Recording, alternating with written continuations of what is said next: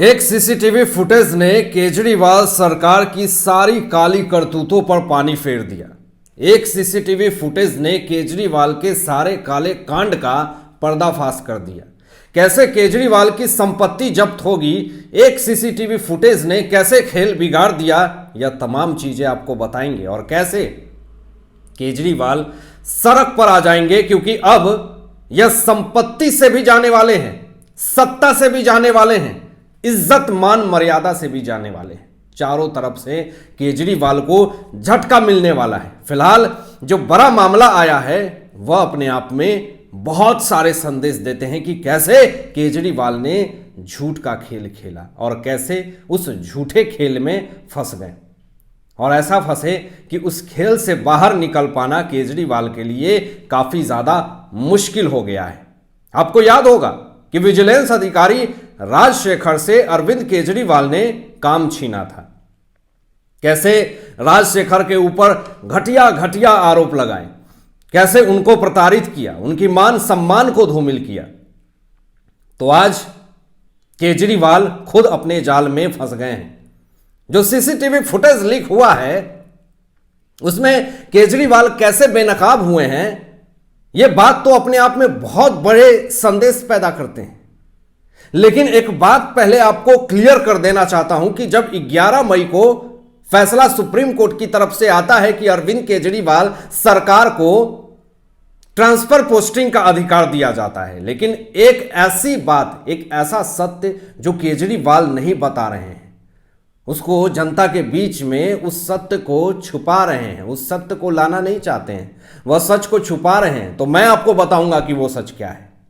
जब 11 मई को supreme court की तरफ से फैसला आता है कि दिल्ली सरकार को ट्रांसफर पोस्टिंग का अधिकार दे दिया जाए, लेकिन सुप्रीम कोर्ट के आदेश में यह भी कहा गया, जो छुपाया गया है, कि कोई भी कंफ्यूजन होगा तो केंद्र सरकार क्लियर कर सकती है।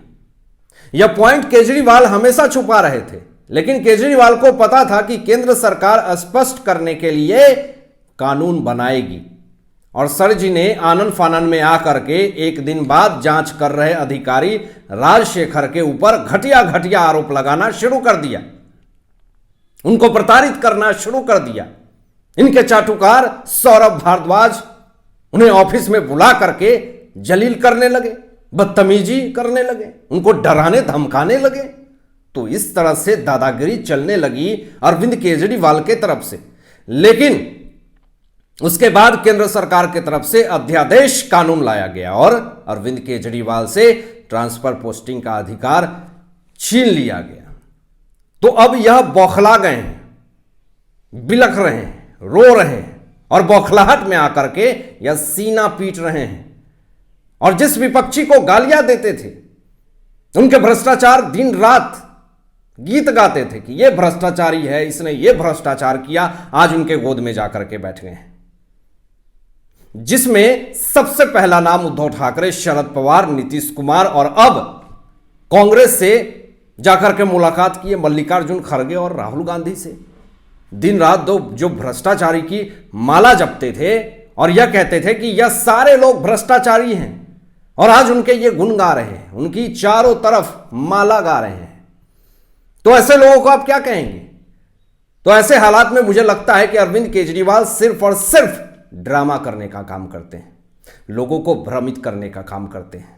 लेकिन एक बड़ा मामला यह आ गया है कि केजरीवाल के काले करतूत सामने निकल करके आ गए हैं, और इस पर भाजपा पूरी तरीके से खुलासे पर खुलासे कर रही है।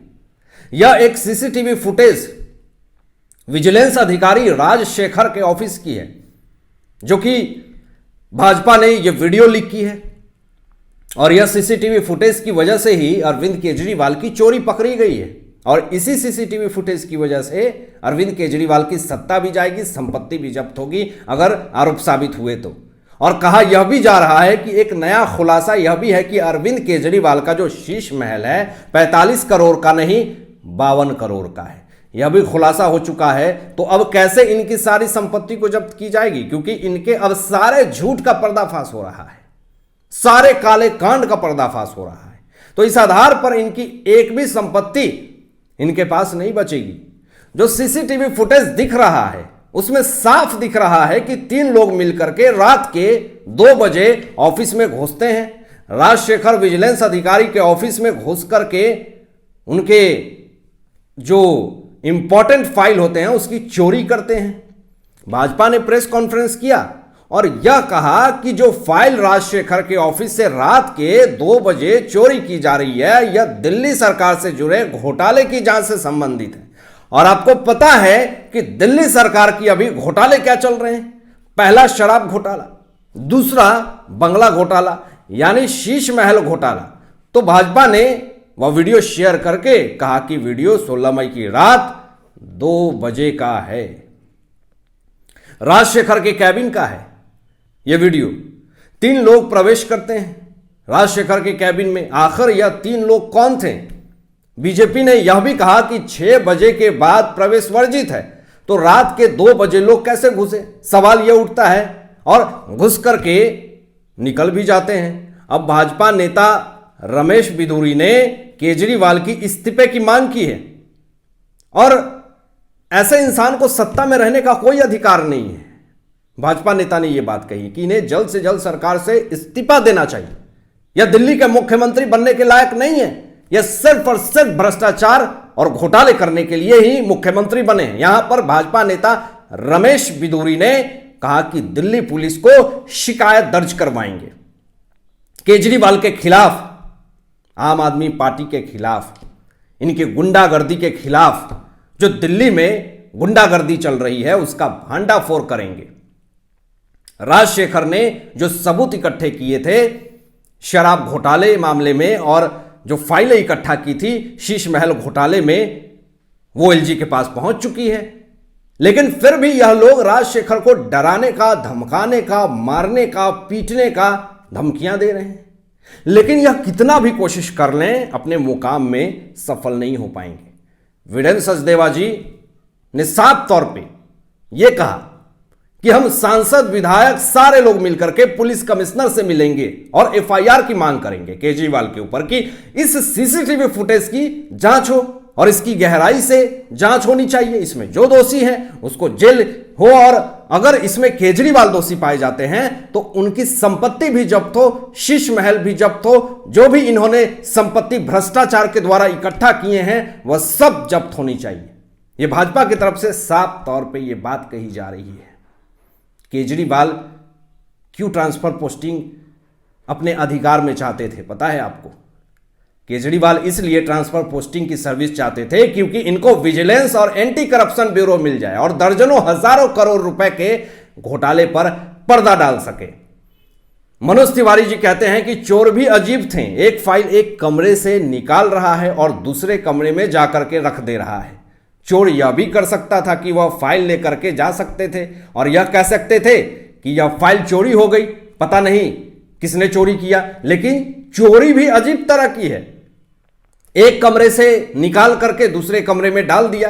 तो सीसीटीवी फुटेज में जिस इंसान की फोटो है इसको तुरंत गिरफ्तार करना चाहिए और उनसे पूछताछ करनी चाहिए कि भैया रात के 2 बजे आप एक विजिलेंस अधिकारी के ऑफिस में या 3 लोग फाइल इधर उधर किसके कहने पे कर रहे थे।